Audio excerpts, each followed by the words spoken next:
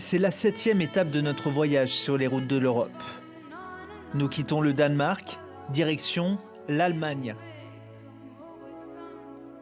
Mais pour gagner du temps, nous empruntons le ferry, ce qui nous permet de relier les deux pays en moins de 4 heures. Avec Jean-Mathieu, on va donc se rendre à Hambourg. C'est la première ville en Allemagne à interdire la circulation de certains véhicules diesel sur d'autres tronçons de rue.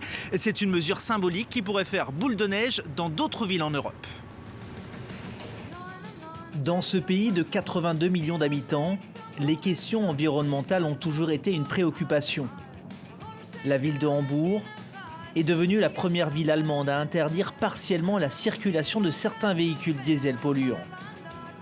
Mais cette interdiction reste limitée. Elle ne porte que sur 2 tronçons de rue, totalisant 2,2 km, alors que la ville possède un réseau routier de 4000 km. Avec Jean-Mathieu, nous nous rendons compte que cela reste une mesure symbolique. Un avis partagé par cette association écologiste. Cette interdiction du diesel est partielle, certes, mais c'est déjà un grand pas. C'est déjà une première étape, qu'ici, à Hambourg, ces 2 tronçons soient bannis aux véhicules diesel les plus polluants. Mais clairement, cela reste qu'une première étape en Allemagne. Nous devons faire beaucoup mieux.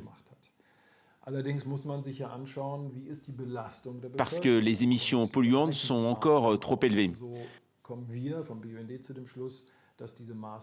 Les plafonds d'émissions de dioxyde d'azote sont au-dessus des normes. Nous espérons donc que c'est que le début et que cela sera étendu à d'autres villes.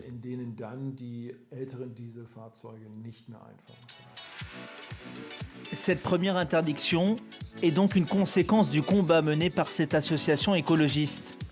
La justice allemande lui a donné raison, mais ces restrictions à Hambourg font monter la pression sur le gouvernement allemand, souvent décrié pour sa proximité avec le lobby de l'industrie automobile.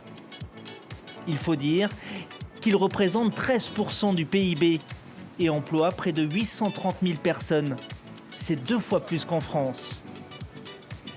Depuis le Dieselgate et les moteurs truqués des constructeurs allemands, les mentalités commencent donc à changer.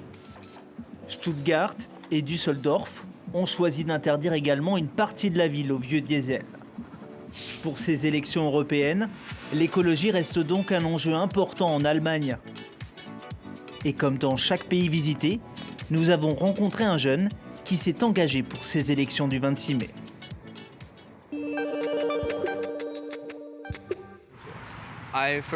J'ai entendu parler de cette campagne sur Instagram et je suis allé à un événement qui était organisé. Je veux aider l'Union européenne parce que j'ai déjà eu beaucoup d'avantages. Mon frère a étudié en Italie, moi je suis allé vivre 1 an à Barcelone, donc la plupart de mes amis sont européens. Je veux répandre ces idées, aider l'Union européenne et les gens qui la composent pour qu'un jour, mes enfants puissent à leur tour bénéficier des avantages que l'Union nous apporte.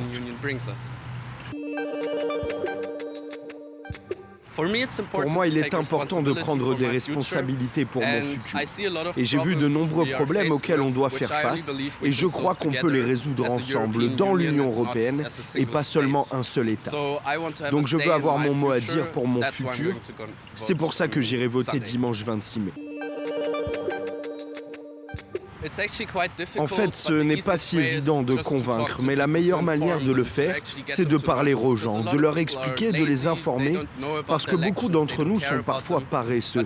Ils ne savent pas grand-chose à propos de l'élection et ils s'en moquent un peu. Mais si on leur rappelle les enjeux, l'importance de tout cela, on peut les motiver à aller voter ce jour-là. Le plus difficile pour eux, c'est de s'engager encore plus en politique. Mais si on veut les sensibiliser, le mieux, c'est de les interroger sur ce qui est vraiment important pour eux, de leur faire comprendre en quoi ce vote peut changer leur futur et que cela peut avoir un impact sur leur centre d'intérêt. À ce moment-là, ils y réfléchissent et en général, ça marche.